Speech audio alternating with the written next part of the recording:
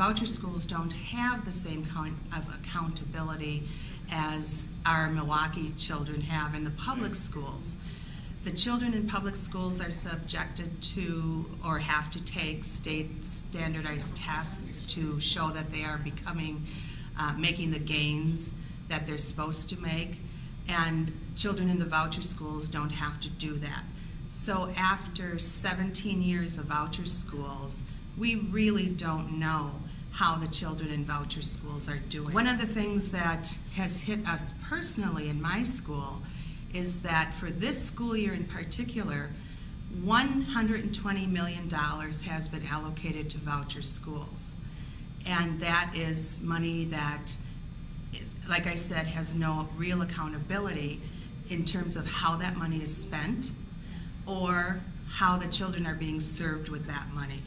In my school in particular, we have had to cut $150,000 out of our budget this year because of monies that we no longer have.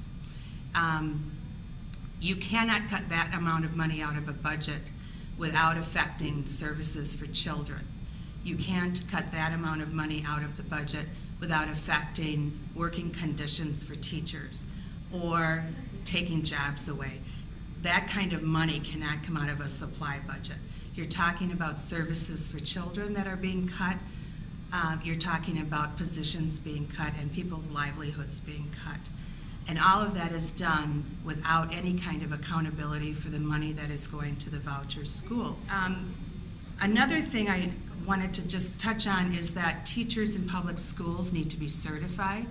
They need to be held to a high standard because of No Child Left Behind. Teachers in voucher schools can serve as teachers with a GED. That's the minimum requirement. There are no background checks for teachers in the voucher schools. I know of several schools where there are people who, if they had to go through a background check, would never make it in a public school.